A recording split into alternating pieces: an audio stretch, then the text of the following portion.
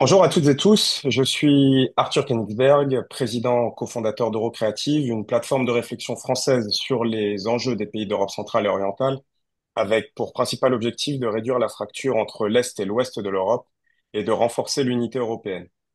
Ces derniers jours, entre les élections et le référendum en Moldavie et évidemment les élections américaines, la Géorgie revient au cœur des débats des observateurs européens avec les élections législatives de ce week-end.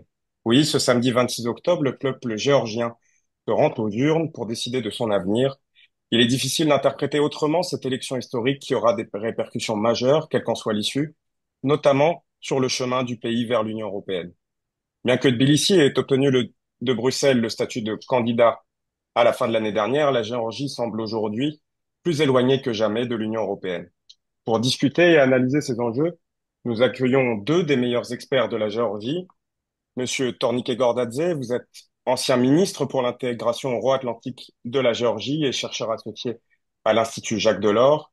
Monsieur Régis Janté, correspondant pour le Sud-Caucase, Radio France Internationale, et auteur de Notre homme à Washington, Trump dans la main des Russes, que j'ai lu ce week-end et qui est une lecture impérative pour comprendre ce qui lie vraiment Trump à la Russie, l'argent, et à quel point son entourage est noyauté par les raisons du Kremlin. Et pour revenir à la Géorgie, et avant de rentrer dans le vif du sujet et des enjeux, pouvez-vous commencer par nous brosser un tableau général de ces élections? Peut-être Monsieur Gordadze pour commencer. Euh, Bonjour à tous et à toutes. Ces élections sont des élections cruciales. On va peut-être revenir souvent, réutiliser souvent ce mot dans ce séminaire, car il oppose d'un côté le pouvoir représenté par le Rêve géorgien. Donc c'est un parti fondé par le milliardaire Bidzina Ivanishvili, qui est au pouvoir depuis 2012 et qui progressivement s'est rapproché de la Russie et par conséquent s'est éloigné de la trajectoire initiale de la Géorgie des gouvernements précédents qui étaient donc l'intégration européenne. Ce gouvernement aujourd'hui est très ouvertement pro-russe. Ce gouvernement a repris tous les thèmes et narratifs russes au sujet de l'invasion LGBT, euh, la généralisation du mariage homosexuel, mais également la responsabilité de l'Europe et de l'Ouest de façon générale dans les guerres, notamment de la guerre d'Ukraine, mais aussi de la guerre de Géorgie en 2008. Ce gouvernement est de moins en moins démocratique. Aujourd'hui, il contrôle déjà l'appareil judiciaire entièrement, Géorgie, contrôle assez fortement le processus électoral à travers la commission électorale centrale qui est à ses ordres, mais promet encore plus, parce qu'en cas de sa victoire, parce et ce gouvernement vise une majorité constitutionnelle qui peut faire sourire aujourd'hui parce que dans les sondages, ils sont plutôt donnés perdants, promet d'interdire les partis de l'opposition, parce que ces partis seraient des agents de l'étranger, et permet également défendre constitutionnellement la pureté de la famille, les traditions et de la culture européenne qu'il décrit comme étant menacées par l'intégration européenne. En face donc, de ce gouvernement et de ce parti rêve géorgien, il y a les partis de l'opposition qui sont pro-européens à des nuances près, mais ce sont les quatre partis de l'opposition qui émergent, qui se présentent séparément, mais qui ont signé la charte géorgienne qui les oblige, en cas de victoire après les élections, de créer un gouvernement de coalition. Donc, ces quatre partis de l'opposition sont représentés par l'UNM, le mouvement national unifié de l'ancien président Saakashvili, le second parti qui s'appelle Coalition pour le changement, qui est composé des anciens UNM et deux partis libérales. Eux, ils font partie plutôt, ils se rapprochent de Renew au niveau européen. Troisième parti, c'est un parti représenté, créé par un ancien banquier et fondateur du projet d'Anaklia, ce port de la mer Noire qui était censé être construit par les capitaux américains, que le gouvernement géorgien a fait échouer et finalement rendu et donné aux Chinois. Donc ça, c'était une troisième force qui s'appelle Pour la Géorgie. Non, pardon, Pour la Géorgie forte. Et quatrième partie de ces partis de l'opposition est le parti dirigé par l'ancien Premier ministre issu du rêve géorgien, Georgi Gakharia, qui a pris ses distances vis-à-vis du rêve géorgien et se présente un peu comme étant entre les deux, entre donc l'UNM qui représente le parti le plus fortement et franchement opposé au rêve géorgien et le rêve géorgien. Donc vous avez toute une palette de nuances différentes dans l'opposition, mais ce qui les réunit, le dénominateur commun, c'est la plateforme pro-européenne. Le scrutin, alors dans la description générale, ne se déroule pas de façon totalement libre et transparente. Il n'y a pas ce que les anglo-saxons appellent level playing field, donc il n'y a pas les mêmes conditions pour tous les partis. Il y a beaucoup de pression venant du parti au pouvoir, l'emploi de la ressource administrative. On reviendra peut-être plus tard pour expliquer ce que ça veut dire. En gros, l'obligation de tous ceux qui travaillent dans la sphère publique, dans le service public, de voter pour le parti au pouvoir en risquant, sinon ils risquent de perdre leur travail. Il y a énormément d'argent qui est dépensé par ce parti qui a un accès quasi illimité aux ressources, à la fois des ressources du milliardaire Ivanishvili, mais aussi des ressources d'État qu'ils emploient dans la campagne électorale, notamment en distribuant généreusement les aides sociales, en créant des, des, en créant des postes dans l'administration qui correspondent à rien, mais qui permettent d'acheter les électeurs, etc., etc. Je ne parle même pas de la pression que le gouvernement exerce sur les médias indépendants et sur les ONG. Vous avez certainement entendu parler de cette loi d'inspiration russe sur les agents de l'étranger que le gouvernement a fait passer au Parlement au printemps dernier, qui qualifie d'agents de l'étranger quasiment toutes les ONG de ce pays, notamment le critère de sélection, c'est qu'il faut que les financements venant des fondations ou des organisations extérieures à la Géorgie représentent 20%. Je ne veux pas m'étendre davantage, c'est parce que je sais qu'on reviendra sur les détails, mais en gros, c'est ça le tableau. Je peux, avec des questions, être beaucoup plus précis s'il y a des aspects particuliers qui vous intéressent. Monsieur Janté, est-ce que vous avez des choses à ajouter à ce détail très complet? Non, sur le fond, là, on a à peu près l'essentiel. Peut-être pour prendre les choses un peu autrement sur l'enjeu, je crois qu'on en parle après. C'est vraiment une élection qui est vécue comme cruciale, effectivement, comme historique, un peu comme aussi l'élection de la dernière chance. Ça a vraiment été vécu comme ça. L'avant-dernière était la résistance contre la loi sur les agents de l'étranger, euh, qui était inquiétante pour de force, des très importants segments de la population géorgienne, non seulement à cause de son contenu, évidemment liberticide, avec point, d'abord parce qu'elle est d'inspiration russe, mais aussi avec plein de points très vagues qui permettent d'accuser des gens de tout et de rien et de servir de base pour mettre en place une forme de régime très autoritaire ou dictatorial, sachant que la Géorgie, depuis 30 ans, progressivement, mais il y a une sorte d'ambiance démocratique qui s'est véritablement instaurée. C'est finalement la première des ex-républiques soviétiques à avoir connu une alternance au terme d'un mandat. C'était en 2012, lorsque le président Saakashvili, enfin son parti, a perdu au terme d'un mandat légal et après avoir perdu dans les urnes. Donc il y a vraiment cette ambiance dans le pays et c'est ça aussi qui est en train d'être retourné. Donc, une ambiance voilà, de dernière chance. Le sentiment aussi, et c'est plus qu'un sentiment, parce que c'est vraiment soutenu par tout ce qu'on peut observer, de virage à 180 degrés dans l'orientation géopolitique. Et la géopolitique, c'est quelque chose de très concret pour le quotidien des gens, le rapport au pouvoir, la place des médias, la place de la société civile. C'est précisément ça qui est attaqué aujourd'hui. Donc, un virage à 180 degrés dans un pays dont on pourrait dire, c'est une manière d'aborder le sujet, mais qu'on est dans un contexte post-colonial, de rejet de l'ancienne puissance coloniale, où on a 80% dans les sondages. On pourrait revenir sur ce chiffre qui est plus complexe qu'il a l'air, mais tout de même de gens qui disent nous aspirons à devenir européens et un pouvoir qui emmène précisément la population dans l'autre direction. Sauf que pour pouvoir le faire, il est obligé de faire croire que lui est européen. C'est là que ça se complique et c'est toujours un peu difficile à expliquer comment est-ce qu'un pouvoir peut le faire.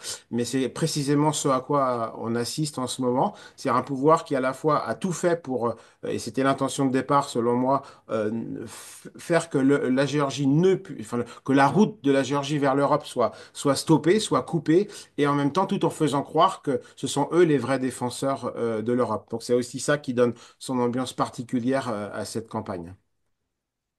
Et cette élection, pour vous, est-ce qu'elle peut se résumer entre un choix direct entre la Russie et l'Europe pour les Géorgiens? Oui, je crois que c'est vraiment de ça dont il est question, manifestement, même si le pouvoir, encore une fois, fait croire que lui va vers l'Europe. Par exemple, les affiches de campagne qui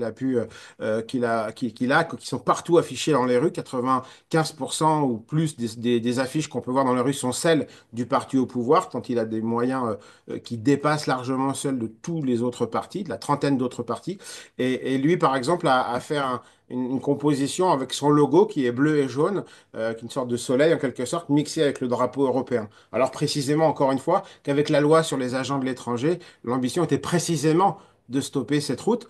Je rappelle par exemple, juste pour prouver ce que je suis en train de dire, qu'en juin 2022, lorsque l'Europe a dit on ne vous accorde pas, on ne peut pas accorder à la Géorgie tout de suite le statut de pays candidat à l'Europe, l'Europe a alors posé 12 conditions. La septième, je crois, si je ne me trompe pas, disait qu'il faut davantage associer la société civile à la décision politique. La réponse a été loi sur les agents de l'étranger qui vient contredire point pour mot, si je puis dire, cette condition. Et Monsieur Gordadze, on a eu en préparant cette conférence et cet échange, on a eu un petit débat, parce qu'il se dit beaucoup, ou on le lit beaucoup dans les médias français, que le rêve géorgien est assez populaire en Géorgie. Comment vous pouvez tordre le cou à cette idée? Le rêve géorgien, enfin, je ne sais pas enfin, vu de l'extérieur, le rêve géorgien a gagné plusieurs élections en Géorgie et on pense que en France et dans n'importe quel pays démocratique, si un parti gagne les élections, c'est qu'il est populaire.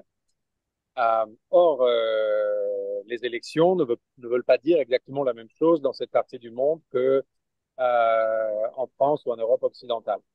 Évidemment, il y a des nuances, il y a différents cas de figure. On n'est pas en Géorgie encore dans le cas de figure de la Russie ou de la Biélorussie où l'opposition est inexistante. Ici, il y a encore les élections pluralistes, mais comme je disais au début, ce n'est absolument pas les élections justes.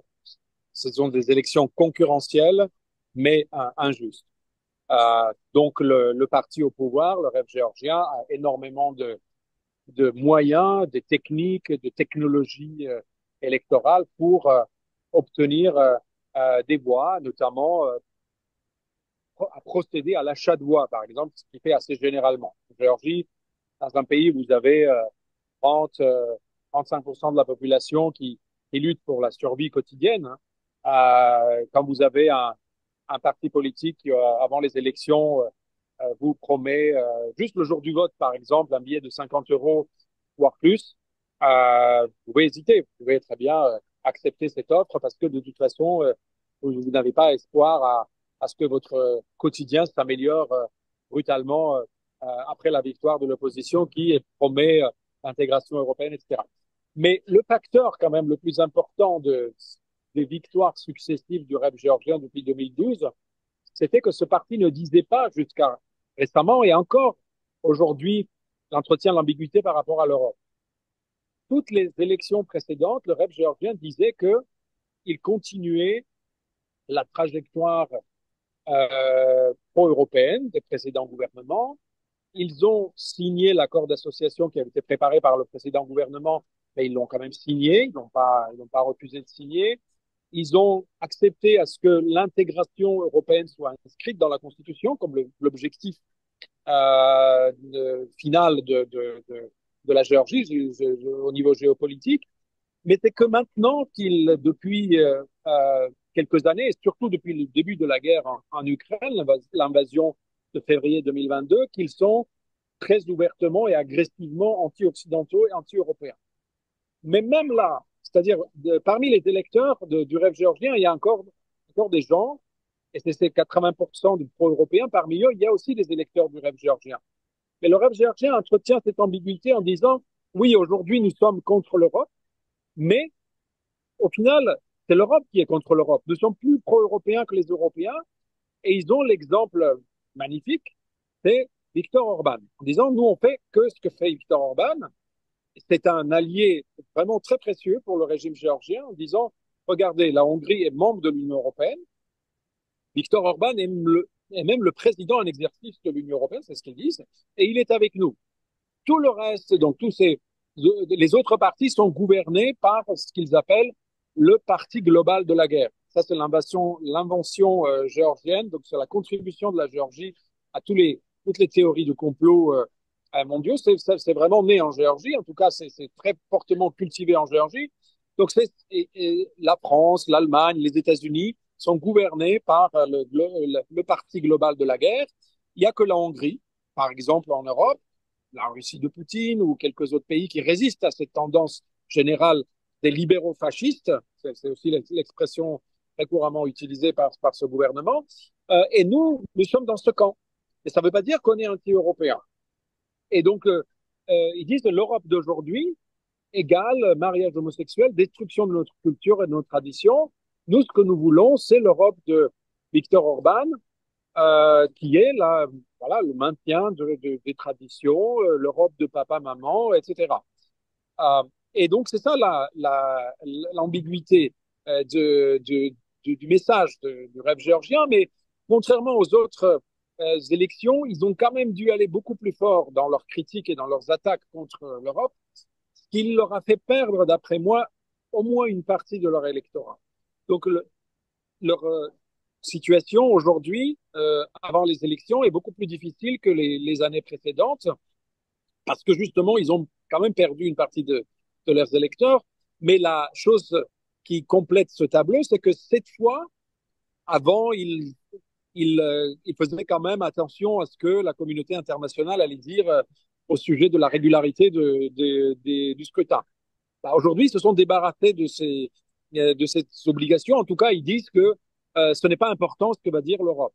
Le Premier ministre géorgien, qui a reçu la lettre de 13 ministres des Affaires étrangères des pays membres de l'Union européenne, où il critique très fortement la façon dont le rêve géorgien mène la campagne, la façon dont le rêve géorgien attaque l'Europe, il a dit ça n'a aucune importance ce que disent les ministres des Affaires étrangères de l'Union européenne. Donc ça prouve que d'un côté, ils sont électoralement dans une situation beaucoup plus difficile, mais d'un autre côté, ils se sentent pas redevables ou obligés de respecter un certain nombre de, de, de canons, donc de règles des élections, parce que eux, ils ont que faire de la critique qui va s'en suivre. Monsieur Janté, Monsieur Gordadze mentionnait Viktor Orban. Est-ce que Orban constitue un modèle de pratique du pouvoir et même dans la diffusion du message que l'Union européenne est une organisation qui sape la tradition, les traditions et la culture géorgienne, et comment le rêve géorgien diffuse-t-il ce message aujourd'hui? Oui, oui, on peut dire ça. Je souscris pleinement à ce que vient de dire Tornike Gordadze, mais c'est complètement instrumentalisé en fait. Et le vrai modèle, si je puis dire, il vient vraiment de la Russie. Par exemple, la question LGBT, c'est le vieux thème qui doit avoir à peu près 2 siècles d'existence, de celui de la décadence de l'Union européenne. Si vous lisez des penseurs russes du 19e siècle, vous entendez déjà ça. Donc ça, c'est devenu quelque chose, un mantra de la propagande russe, des services de sécurité, etc. Et on a très bien vu, d'ailleurs, moi je me souviens très bien en couvrant l'actualité, au moment précisément de la défaite du camp Saakashvili pro-occidental et de l'arrivée de ce parti au pouvoir, c'était concomitant du retour au Kremlin de Vladimir Poutine et donc de son tournant conservateur. Et on a vu à ce moment-là comment, par exemple, une question comme la question LGBT a été façonnée, fabriquée, érigée en outil géopolitique. C'est d'abord un outil géopolitique. Ils n'ont que faire de la question homosexuelle en tant que telle. C'est simplement quelque chose d'utilisé en tant que tel et c'est pleinement inspiré par la Russie, quoi. Donc Orban, c'est effectivement un modèle, un conseiller. Il vient ici. Pour Orban, c'est aussi très pratique, mais on voit Orban très actif en Serbie, on le voit en Azerbaïdjan, on le voit dans un certain nombre de pays qui ont quelques problèmes avec la démocratie telle que l'Europe la recommande aujourd'hui, quoi. Ce qui est important, je crois, dans la question de l'électorat et du soutien, je vais aller assez rapidement, mais en fait, il procède de manière assez similaire à ce que peut faire Poutine en Russie. C'est-à-dire, on segmente la population. C'est-à-dire qu'on ne va pas adresser les mêmes messages et utiliser les mêmes techniques. Donc, par exemple, on a pu voir depuis une douzaine d'années euh, le nombre de personnes, ce qu'on appelle les budgetniki en russe, c'est-à-dire ceux qui dépendent, enfin, dont le salaire, le revenu dépend de l'État. Que vous soyez fonctionnaire, que vous travaillez pour une entreprise publique ou semi-publique, par exemple. Et ça, c'est très pratique parce qu'un budget Niki, quelqu'un qui dépend du budget de l'État, il peut voter pour vous sans vous aimer. Parce que lui, il tient, évidemment, a fortiori dans un pays pauvre, à garder son salaire. Et ça, c'est une vraie technique qu'on avait pu voir, par exemple, en Russie, sous Poutine, par exemple. On a aussi ce que Torniquet mentionnait tout à l'heure. Voilà, on utilise la pauvreté comme un levier pour acheter les gens. Donc, on a une loi qui est adoptée, je ne sais plus si c'est en avril, je crois, où 600 000 personnes, tout d'un coup, se retrouvent avec une pension sociale de l'ordre de 100 euros, un peu plus de 100 euros même. Par mois, alors que le salaire moyen est d'à peu près 300 euros en Géorgie, et pour beaucoup de gens, il est bien inférieur. Donc c'est colossal. 600 000 personnes, enfin, on a à peu près quoi, 2,5 millions d'électeurs en Géorgie. Donc vous voyez le poids que ça peut avoir. On a pu voir aussi ces dernières années se constituer des baronnies dans chaque région. On a des gens qui remportent tous les appels d'offres dans le domaine médical, les infrastructures, des choses comme ça. Ils remportent tous les appels d'offres. Ensuite, on peut tracer l'argent qu'ils reversent au parti au pouvoir. Donc, il y a un circuit comme ça qui s'est créé. Et ce sont des gens qui, s'ils veulent continuer à bénéficier de la manne du pouvoir, doivent aussi apporter, contribuer à apporter les 50, 60 ou plus pour cent en faveur du rêve géorgien. Et on les voit, et donc là, ils peuvent acheter les gens, ils peuvent leur refaire leur toit. Il y a un travail presque de micro-ciblage qu'on observe dans les régions, quoi. Donc c'est aussi comme ça, c'est pas une, il y a un certain soutien, je pense qu'il faut pas non plus le négliger. Le fonds de commerce, si on peut dire, du rêve géorgien, c'est de dire nous sommes pour la paix, et donc en ce sens, on renonce donc à notre liberté, tant pis, on courbe les chines face à la Russie, mais qu'il y ait un petit fonds de commerce, effectivement, un fonds politique sur lequel ils peuvent surfer, mais il tient surtout, grâce à ce que je décrivais et ce qu'on décrivait, le clientélisme, etc. Et Monsieur Gordadze, Monsieur Janté mentionnait la Russie à l'instant. Concrètement, quels sont les liens entre Ivanishvili et le rêve géorgien et le Kremlin? C'est une question à 1 million de dollars. Je pense que Régis a fait une enquête il y a quelques années qui serait intéressante de relire sur les liens originels de l'Ivanishvili avec la Russie. Bon, moi, je peux dire déjà que Ivanishvili a vécu en Russie. Il a passé entre 15 et 20 ans en Russie. Il est devenu oligarque en Russie, ce qui est déjà une preuve en soi. Il est devenu milliardaire en faisant du business en Russie dans les années 90.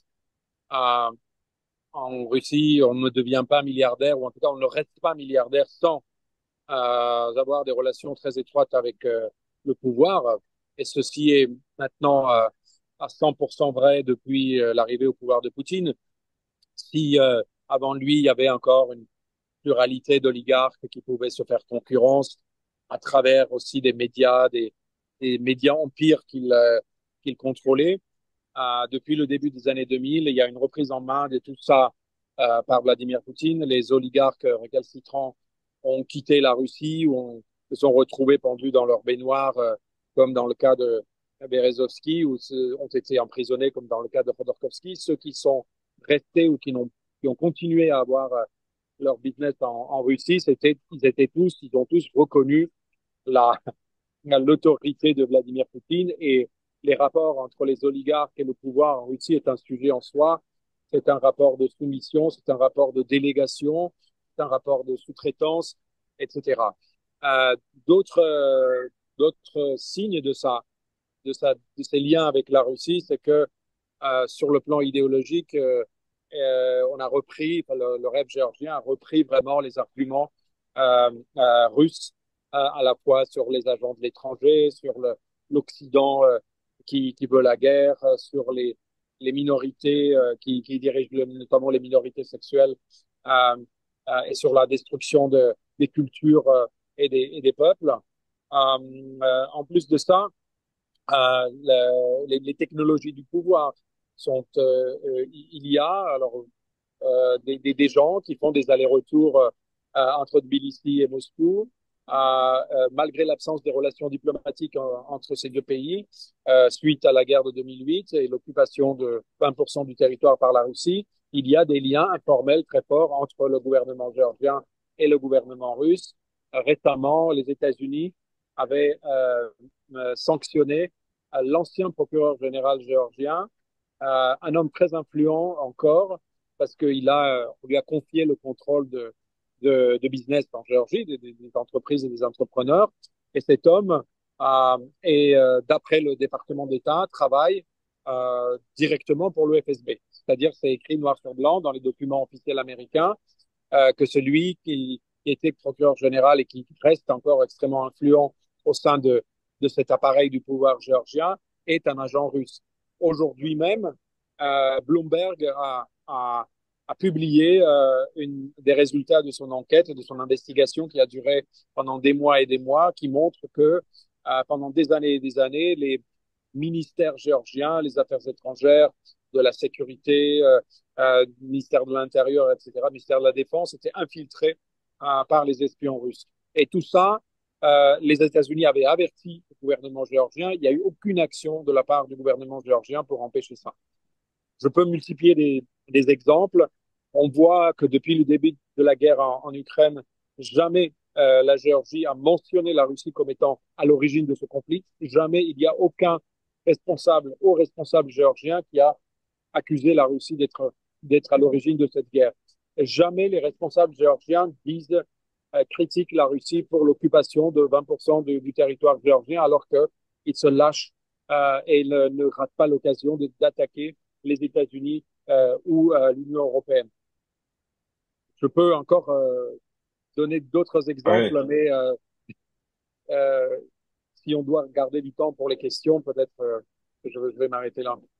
Mais je vais juste rester sur cette Dernière question chose, parce alors, que, juste oui, dans les médias russes et dans les médias pro-gouvernement, surtout depuis le début de la guerre en Ukraine en 2022, euh, le gouvernement géorgien reçoit énormément de compliments, à la fois dans ces médias, mais aussi dans la bouche des responsables russes comme Lavrov, comme Madame Zakharova, la porte-parole du ministère des Affaires étrangères, etc. Donc, et Monsieur Janté, sur cette question, vous qui avez enquêté sur les liens entre Ivanishvili et le Kremlin, est-ce que vous Oui, avez d'autres détails à mentionner? oui, c'est vraiment important parce que moi, ma lecture de ce qui se passe aujourd'hui, d'abord, c'est que ce qui se passe, c'est notamment, je pense, la loi sur les agents de l'étranger et l'élection qui vient sont vraiment quelque chose à verser aussi au dossier de la guerre en Ukraine. Pour moi, c'est un événement concomitant, enfin, qui fait partie de la guerre en Ukraine qui a commencé en 2008 en Géorgie. C'est la même histoire, c'est le même modus operandi, les mêmes motivations. Et donc, il faut bien voir tout ça et que du sort de l'Ukraine dépend le sort de la Géorgie et d'autres pays.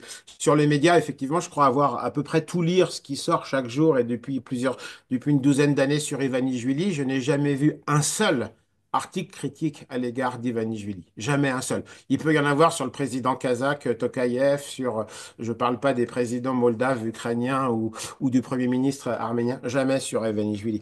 Ce qui est très important, faut comprendre qu'un oligarque, c'est un acteur géopolitique. C'est pas simplement quelqu'un qui a de l'argent et qui éventuellement va s'en servir pour défendre son pouvoir en interne, c'est aussi un acteur géopolitique. Et a fortiori en Russie, moi je l'ai beaucoup suivi avec les oligarques ukrainiens, les gens comme Rinat Akhmetov, Firtash, Plahotniuc en Moldavie, etc., sont à chaque fois des acteurs géopolitiques qui peuvent pas qui peuvent jamais se défaire. Ils peuvent rêver de se défaire parce que le problème d'un oligarque russe ou ayant fait fortune avec Russie, c'est de sécuriser son capital dans un pays où l'état de droit est très faible comme la Russie, mais ils ne peuvent jamais y échapper. Je connais pas, et je travaille moi depuis une quinzaine d'années sur les élites russes, sur les cercles dirigeants. Je connais aucun de ce qu'on appelait un oligarque. Ça fait 20 ans qu'il n'y a plus d'oligarques, hein, depuis 2002, 2003, mais précisément, Poutine les a repris en main, ils n'ont plus le pouvoir politique, ou très peu en réalité.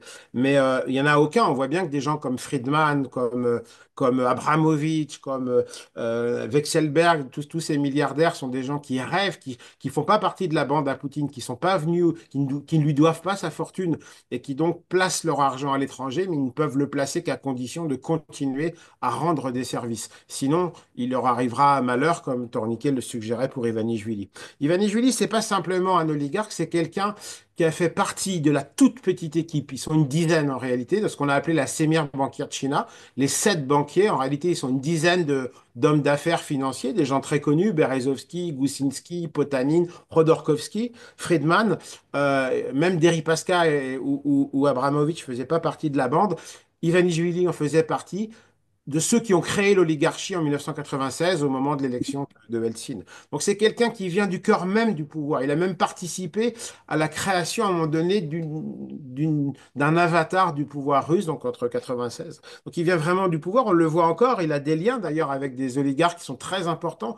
Je pense à quelqu'un comme Evtushenkov de AFK Sistema, qui est une société qui a son importance pour la Géorgie, parce qu'on voit régulièrement sortir des gens qui ont manifestement des liens avec les services de sécurité russes et parfois les Géorgiens, et qui sont Géorgiens, qui sont employés par Evtushenkov, cette société AFK Sistema, et qui aujourd'hui jouent un rôle et ont des relations assez suivies visiblement avec Ivanishvili. Donc ça, c'est vraiment important. Après, c'est un oligarque qui joue son jeu.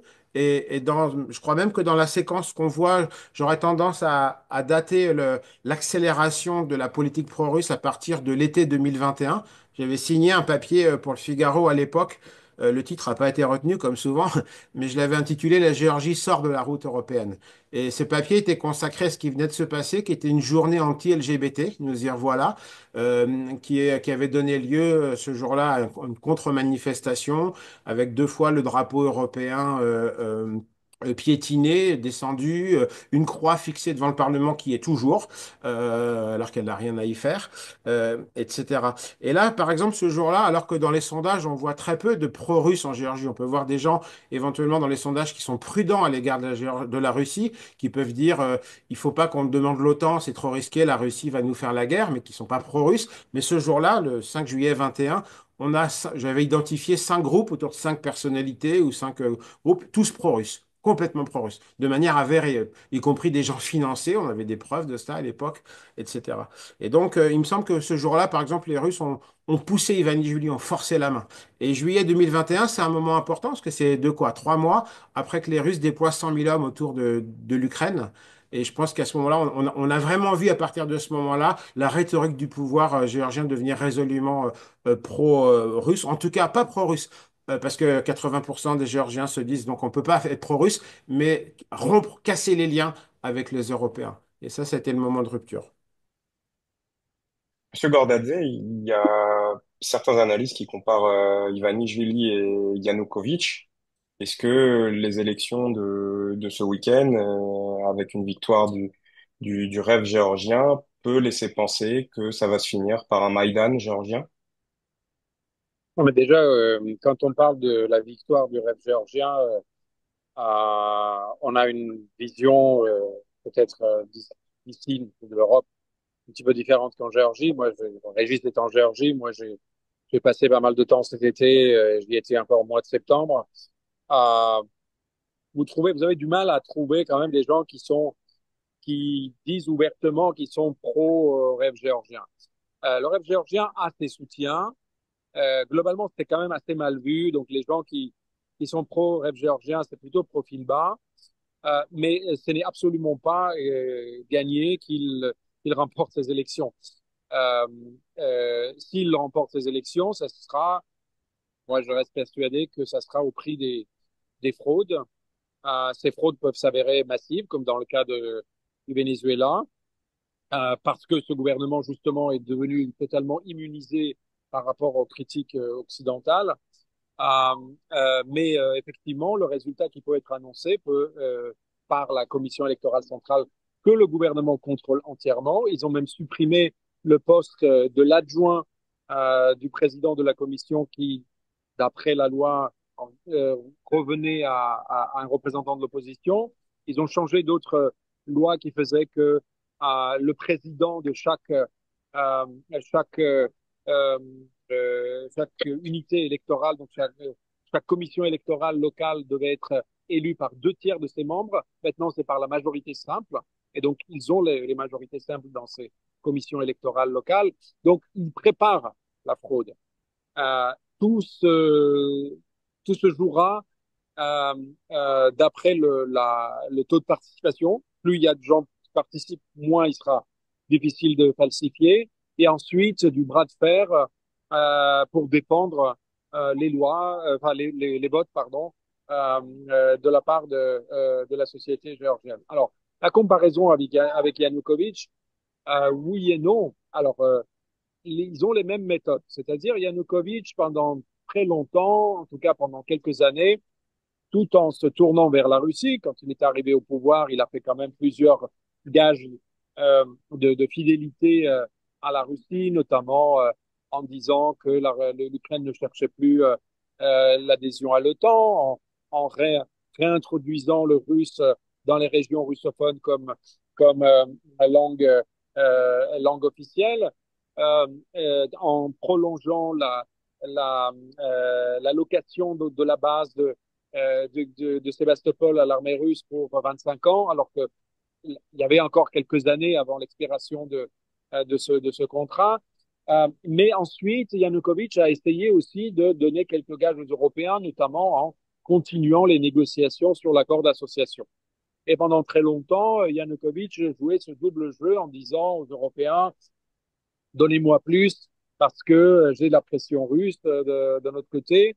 Et ensuite, il allait voir les Russes en disant, donnez-moi plus parce que les Européens, ils m'offrent ça. Donc, euh, c'était un des jeux classiques d'un oligarque qui cherche à maximiser ses profits, euh, qui a peut-être une vision géopolitique pas totalement claire, mais qui se penche du côté du plus fort au dernier moment. À partir de 2013, Yanukovych a subi des pressions trop fortes de la part des Russes et plus rien ne fonctionnait. Les Européens pouvaient lui proposer la Lune et Yanukovych était décidé d'aller vers la Russie. Yanukovych a refusé de signer l'accord d'association qui était prêt entre l'Ukraine et la Russie. C'était l'accord d'association que l'Ukraine avait négocié pendant plus de 3 ans. Alors là, il y a une ressemblance avec la Géorgie parce que Ivanishvili, comme je disais tout à l'heure et comme Régis l'a dit, pendant très longtemps, a joué sur les deux tableaux. Et c'est seulement quelques années, depuis 2021 par exemple, moi j'avais des doutes bien avant, bien dès 2012, mais bon, en tout cas, pour la majorité des gens, c'est devenu clair beaucoup plus récemment. Il fait tout pour saboter le processus de l'intégration. On est dans une situation totalement inédite euh, de voir l'Union européenne qui, pour des raisons géopolitiques, est prête à ouvrir la porte de l'Union à la Géorgie, lui a donné le statut de candidat, est prête à commencer les négociations, et c'est la Géorgie qui prenne les pieds, et son gouvernement est en train de tuer la, le, ce processus de l'intégration, et y compris le statut de candidat que la Géorgie a reçu en décembre. Ça ressemble très fortement à, à cette situation de 2013 en Ukraine où Yanukovych ne voulait entendre plus rien de la part des Européens, y compris les concessions dans les négociations sur l'accord d'association, etc. Donc là, oui, il y a une ressemblance. D'autres ressemblances également, c'est que à l'époque de Yanukovych, les Russes avaient infiltré beaucoup les structures de force en Ukraine. Et on a vu qu'en 2014, lorsque les Russes ont pris d'assaut la Crimée, il n'y a pas eu de résistance, quasiment pas de résistance, en tout cas de cette partie de l'armée ukrainienne qui était stationnée dans la région de la Crimée à l'envahisseur russe. C'est ce qui se passe en Géorgie. Depuis l'arrivée au pouvoir du rêve géorgien, il y a une infiltration russe et finalement, ce que disent les ministères des Affaires étrangères, parce que le ministère des Affaires étrangères ukrainien était resté pro-européen quasiment jusqu'à la révolution de Maïdan. Mais c'était pas important, parce que ce qui était important pour Poutine, c'était d'avoir le contrôle des structures de force, donc des militaires, des services de renseignement. Et c'est en train de se passer, ou ça a commencé en Géorgie il y a quelques années, et aujourd'hui, les Russes sont assez fortement infiltrés dans ces structures de sécurité en Géorgie. Voilà, il y a des ressemblances de ce type. Après, les différences, c'est qu'en Géorgie, il n'y a pas de population russophone comme en Ukraine. Il n'y a pas l'équivalent de Donbass ou de la Crimée, ou alors c'était l'Abkhazie et l'Ossétie du Sud que la Russie a déjà occupé et annexé. Et d'autres différences, c'est un pays qui est maintenant, enfin, qui était beaucoup moins dépendant économiquement de la Russie. Maintenant, depuis 12 ans de pouvoir de rêve géorgien, le pays est redevenu dépendant économiquement de la Russie, etc., etc.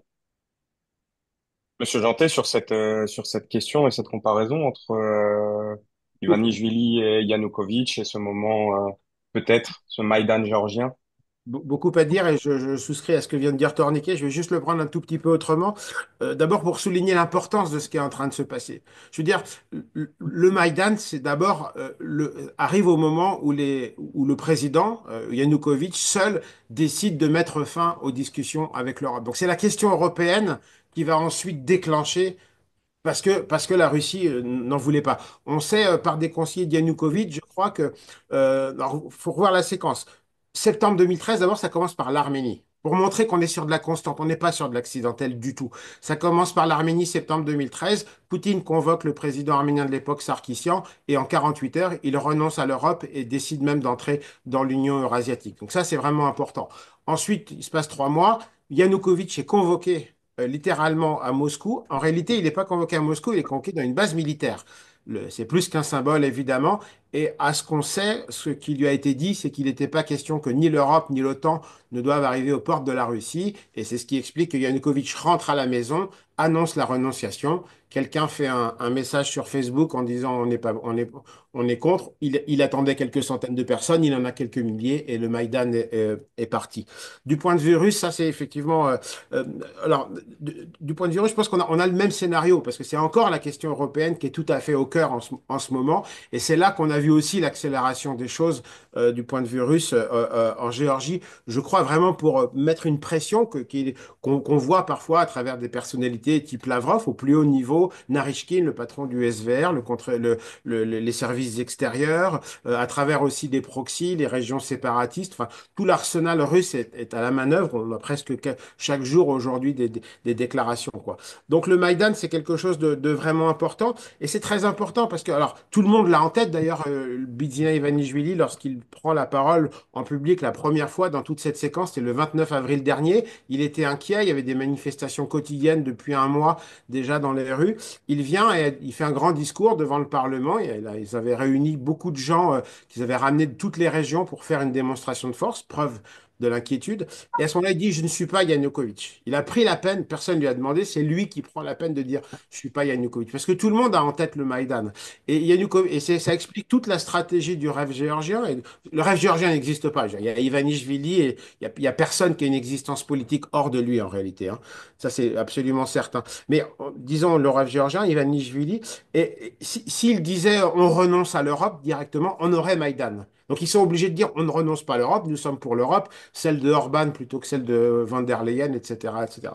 Et ça, c'est vrai, c'est vraiment important. Ça m'a frappé pendant les manifestations, les 2 mois de manifestations quotidiennes du printemps contre la loi sur les agents de l'étranger, où on sentait que on n'en était pas loin. Il y a même un soir, je crois, le soir de l'adoption en deuxième lecture, où on a vu une barricade s'esquisser, on a vu le Parlement taguer. Et puis il y a des gens dans la foule qui ont dit non, on fait pas ça, on veut pas. Et donc l'idée c'était de rester plutôt de revenir pacifiquement chaque soir. Pour le moment, ça a échoué. Et pour moi, ça pose de grandes questions. Ça me rend plus pessimiste que Torniquet, d'ailleurs, sur le résultat de l'élection à venir. À voir. Sur les fraudes, juste 2 mots sur mon pessimisme. Enfin, ça sert à rien d'être pessimiste, mais en même temps, voilà, on est là pour décrire les choses telles qu'on les perçoit. Mais sur les 3 dernières élections, et ça montre aussi le pouvoir et les tactiques employées par le pouvoir, les 3 dernières élections, c'est 2018, 19 et 20, je crois, présidentielles, parlementaires et locales. Il y en a 2 qui ont été grossièrement falsifiées. La présidentielle, où dans l'entre-deux tours, Ivanishvili rachète 600 000 prêts les petits prêts que les Géorgiens font à 17% ou plus. Il a promis de les rembourser après le deuxième tour, sous-entendu si vous votez bien, ce qu'il a fait. Et la présidente Zourabichvili a été élue de cette façon. Elle n'aurait jamais été élue sans ça.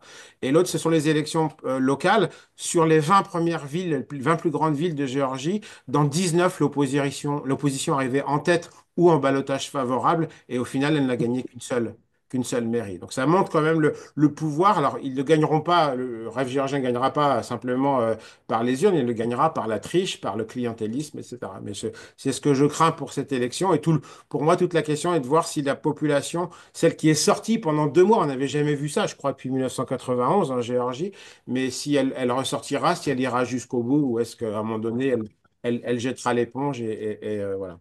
Et juste, Torniquet avait mentionné l'Abkhazie, l'Ossétie du Sud. Je ne sais pas si ça va être mentionné. C'est une question très importante parce que là encore, ces derniers jours, ces dernières semaines, on en parle tout le temps. C'est vraiment une question qui est instrumentalisée et par le pouvoir ici et par Moscou. Ça montre combien c'est Moscou qui est à la manœuvre parce que ça pousse même le pouvoir à faire des déclarations qui sont absolument impopulaires et qui ne sont pas du tout des arguments électoraux et qu'on sort pourtant comme des arguments électoraux.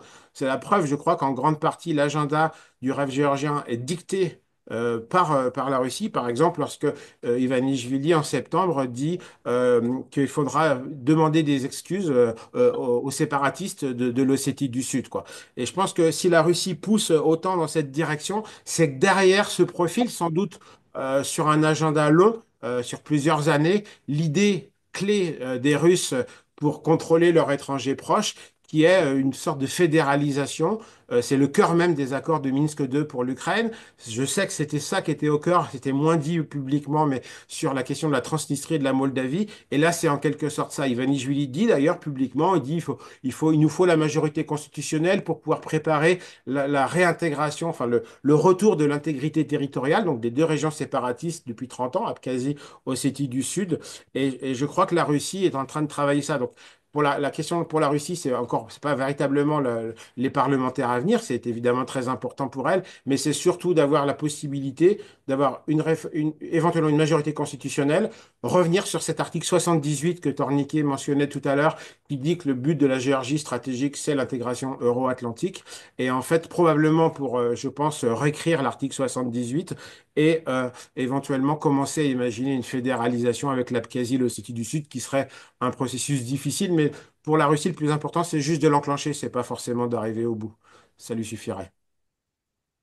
Merci pour ces explications. C'est Je suis vraiment désolé, c'est un, très un peu, complet. un Non, peu non, dans le non, détail, mais c'est vrai, je pense que c'est vraiment au cœur de ce qui est en train de se Je jouer et des peux, je peux tentatives de la ajouter Russie. un mot par rapport à la Prasie et l'Ossétie, ce qu'a dit Régis, et en lien avec les propositions russes sur la confédéralisation plutôt que fédéralisation Oui. de l'Ukraine, avec Donbass et le reste de l'Ukraine.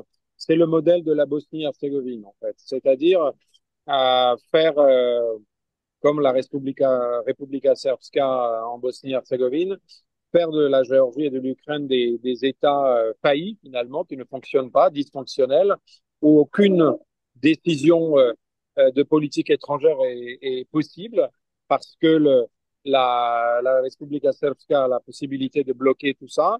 Donc, ça prémunirait la Russie de l'éventualité de l'adhésion de la Géorgie à l'Union européenne et à l'OTAN si les trois unités, donc la Géorgie, stricto sensu plus l'Abkhazie, l'Ossétie, doivent prendre cette décision ensemble.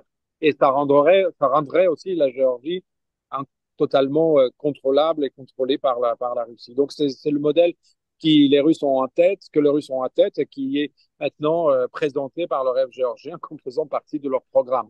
Mais ils ne le disent pas, évidemment, ils ne disent pas les parallèles aussi clairement que ce que nous disons là ici. Parce qu'on peut plus dire fédéralisation, confédération, Bien mais sûr. effectivement, et c'était vraiment le cœur même des accords de Minsk II, et c'est pour ça que même Zelensky, qui était, je crois, était élu sur un programme de négociation avec la Russie, mais pouvait pas accepter ça, parce que ça veut dire renoncer ni plus ni moins qu'à sa souveraineté. Et ça, aucun dirigeant d'un État ne peut le faire. Et face au rêve géorgien, dans quel état est aujourd'hui l'opposition géorgienne, Ils parlent. Torniquet? Euh, alors, l'opposition géorgienne a souvent été présentée comme étant divisée, faible, parce que pour des raisons, il y a des raisons objectives aussi à ça, parce que justement l'accès aux ressources, le fait que au niveau financier, tout ça est extrêmement contrôlé. Les hommes d'affaires ont très peur de financer les partis de l'opposition, de faire des donations pour les partis de l'opposition parce que tout de suite, ils se retrouvent sous pression de la part des autorités. Les, la brigade financière enfin, ou les impôts peuvent apparaître euh, de, et de demander les comptes à tous les entrepreneurs qui oseraient financer les partis de l'opposition. Souvent, les hommes d'affaires qui s'engagent côté de l'opposition, c'est des gens qui n'ont plus rien à perdre, hein, comme par exemple Fazaradeh qui s'est vu donc son projet du port d'Anaklia échouer, comme certains d'autres qui sont déjà très fortement sous pression de la part des autorités ou qui ont subi des attaques des autorités. Donc il y a ça, il y a des problèmes des moyens, il y a aussi les médias pour opposition qui sont sous pression. Euh, cette propagande matin, midi et soir au sujet de l'opposition traître à la nation, opposition voulant déclencher la guerre contre la Russie sous commande occidentale. Mais euh, aujourd'hui, l'opposition apparaît beaucoup plus unie que ce qu'on croit de l'extérieur. Ces quatre partis, bon, comme Régis disait tout à l'heure, il y a une vingtaine de partis qui se présentent, peut-être 25 en tout, qui se présentent aux élections. Mais il y a quatre principaux dans l'opposition et qui ont réussi à se mettre d'accord sur une charte qui comporte plusieurs clauses. Et les clauses les plus importantes, c'est un gouvernement de coalition après les élections, le retour à l'intégration européenne et des mesures qui vont prendre notamment pour remplir les conditions présentées par Bruxelles, et ce gouvernement de coalition qui serait un gouvernement technique qui prendrait ces décisions importantes et qui éventuellement laisserait la place ensuite à un gouvernement plus politique ou voire à des élections anticipées. Donc ça, c'est des points sur lesquels l'opposition est d'accord. Il y a une recherche d'un candidat commun pour le poste de Premier ministre, une sorte de shadow Premier ministre. Pour l'instant, ils ne se sont pas arrivés. On a encore quelques jours, ça peut être annoncé juste la veille des élections. On a encore 2, 3 jours pour ça. S'il n'y arrive pas, ce ne sera pas non plus une catastrophe parce que euh, vous avez plusieurs modèles d'unité de l'opposition. Vous avez le modèle hongrois et turc où l'opposition s'est présentée avec une seule liste et ça n'a pas fonctionné. Et vous avez le modèle polonais qui fait que les partis de l'opposition ont conclu un accord préélectoral sans se présenter ensemble, sans se présenter sous la liste unique. Et ça a fonctionné. Donc les Géorgiens, les partis politiques géorgiens, notamment ces quatre partis de l'opposition, considèrent que c'est le modèle le plus approprié à la Géorgie. Et on verra bien si ça a fonctionné dans 4, 5 jours. Rien Régis, à- est-ce que vous... Oui, allez-y. Je vais être rapide, rien à ajouter, la présentation est parfaite. Juste, imaginez ce que pourrait être la tactique du pouvoir. On n'a pas de sondage vraiment fiable, ni d'un côté ni de l'autre. Ceux du pouvoir, ces derniers jours, octroyaient, alors ils sont certainement faux, en tout cas personne ne peut les vérifier, 59% pour le pouvoir, et puis deux partis seulement d'opposition passeraient la barre des 5%, donc on est en proportionnel total, hein. Et puis deux, parce que l'opposition dit que le pouvoir aura 35 ou 40%, ou 35%, je crois, et puis que quatre partis d'opposition entreraient au Parlement, passeraient la barre des 5%. Auquel cas, si c'était le cas, effectivement, et si l'élection était à peu près juste, on peut imaginer une alternance et l'opposition arriver au pouvoir. C'est pas du tout impossible, c'est même assez probable, à vrai dire. On voit que le pouvoir est en train de préparer autre chose avec les sondages qu'il rend publics, comme si c'était juste fait par des instituts neutres. Le pouvoir s'octroie 59%, mais il n'y a pas quatre partis qui entrent au Parlement, mais deux. Auquel cas, il faut se partager les sièges entre les 59 ou 55% que pourrait récolter le parti au pouvoir, et puis les deux partis d'opposition qui, selon eux, auraient 23% en tout. Autrement dit, de ce contexte, ils arriveraient à avoir une majorité même constitutionnelle. C'est peut-être simplement leur rêve, c'est peut-être pour mobiliser leur électorat ou préparer la scène médiatique pour la fraude. Mais on voit que parallèlement, par exemple, on a vu des compromis, enfin pas des compromis, des informations simplement destinées à salir deux des partis d'opposition. Précisément donc pour travailler à ça. Bon, ceux qui sont sans doute les plus près des 5% sont les vrais sondages qu'ils doivent avoir pour essayer de les sortir. Et là, c'est quelque chose, je crois, qui est en train d'être préparé, qui fait partie des technologies donc, qu'on a l'habitude d'observer dans la région. Et ces deux partis qui sont maintenant le plus attaqués sont ceux qui sont capables de prendre les électeurs au rêve géorgien et non pas à l'opposition. C'est-à-dire que vous avez une opposition historique en quelque sorte issue de l'UNM et vous avez une opposition plus récente des gens qui, leurs électeurs, j'en suis sûr, en tout cas la majorité des électeurs de ces deux partis, en 2012 avaient voté pour le rêve géorgien. Ils Et veulent les plus leaders voter pour le... eux-mêmes, Pardon? et les leaders eux-mêmes d'ailleurs avaient Et les leaders eux-mêmes, oui. absolument. Oui, c'est important ça. En quelques mots, et pour conclure cette discussion qui dure depuis à peu près une heure, est-ce que vous voyez des enjeux qu'on mentionne assez peu dans les médias français et européens? Et un notamment, est-ce que la présidente Zoura-Bachvili, qu'on connaît en France parce qu'elle est française, francophone, diplomate, est-ce qu'elle a un véritable poids aujourd'hui en Géorgie, un poids dans cette élection, et quel rôle vous lui donnez? Ou est-ce que vous voyez complètement d'autres enjeux qu'on ne mentionne pas assez dans les médias? Euh, c'est-à-dire- Allez-y, allez-y, allez-y, monsieur Gordadze. D'accord. Alors moi, je vais surtout parler des enjeux que ces élections représentent pour l'Europe. D'abord, il s'agit de la crédibilité de l'Europe. Parce qu'un pays candidat officiel de l'Union européenne qui tombe sous influence totale de la Russie, sans que l'Europe bouge et ne soutienne pas des forces pro-européennes, ça montrerait encore une fois la faiblesse de l'Europe. Deuxièmement, géopolitiquement et géoéconomiquement, sans parler des valeurs, etc., la Géorgie est un pays important pour l'Europe parce que c'est un pays qui est un pays de transit extrêmement important pour les marchandises, y compris les hydrocarbures venant de l'Asie centrale vers l'Europe. L'Asie centrale, les pays de l'Asie centrale cherchent à s'émanciper, surtout depuis le début de la guerre d'Ukraine en 2022 de la Russie, et ils cherchent des moyens d'exportation de leurs biens et de l'énergie qui ne dépendraient pas de la Russie. Et là, le Caucase du Sud, donc l'Azerbaïdjan et la Géorgie, pour eux, c'est une voie de transit extrêmement importante et c'est également important pour l'Europe. La même chose pour la Chine, qui s'intéresse de plus en plus à cette région pour son projet de Middle Corridor. En plus de ça, l'Europe et l'Union européenne a vraiment besoin, moi je pense, d'un succès relativement rapide, ce qu'on appelle un low hanging fruit dans le langage bruxellois, et avec relativement peu de moyens, ils peuvent obtenir un succès en Géorgie. L'Ukraine, c'est quelque chose de plus long terme.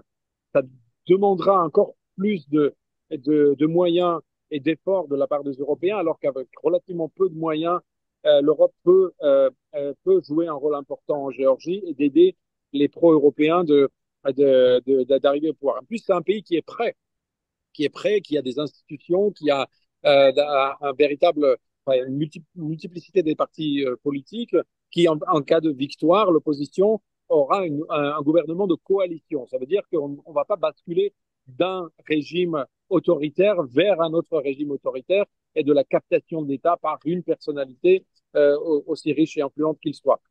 Dernier facteur peut-être que les Européens doivent avoir en l'esprit, c'est que ce projet de l'Europe alternative qui est présenté par Viktor Orban et s'étend également à la Géorgie. Viktor Orban a le projet de se rendre en Géorgie, soit juste la veille des élections, soit juste après les élections, dans ce cas pour approuver le résultat que le gouvernement va présenter.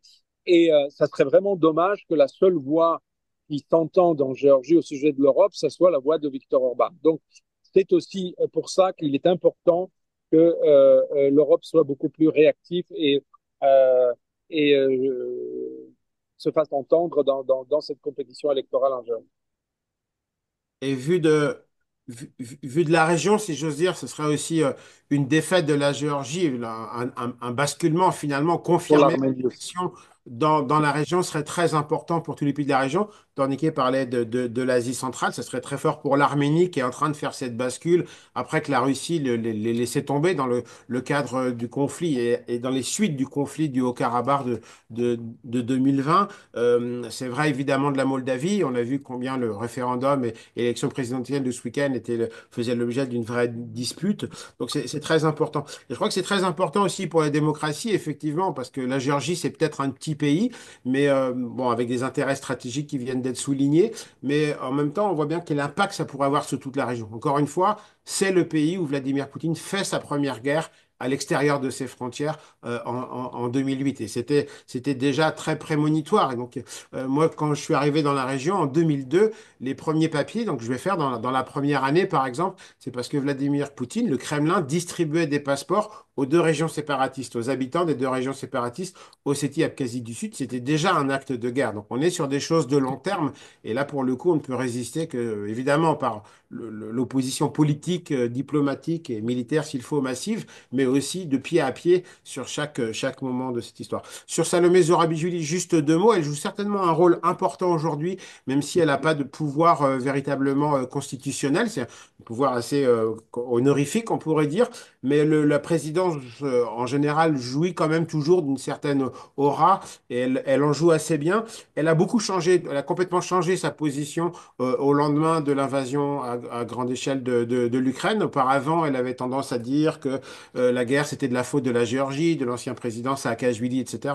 Elle s'était fait élire uniquement grâce au soutien du rêve géorgien et de Bidzina Ivanishvili. Elle a complètement changé, elle a joué un rôle positif. Les gens de l'opposition aujourd'hui disent par exemple qu'elle a su les écouter, elle a su mettre en quelque sorte ses qualités diplomatiques à leur service pour essayer de trouver une solution où chaque parti ou coalition, donc les quatre dont on parlait, puisse à la fois garder sa spécificité et avoir une forme d'unité puisqu'ils sont d'accord sur cette charte et c'est ce qu'elle a conçu et ça pourrait peser dans cette élection de manière très importante, oui.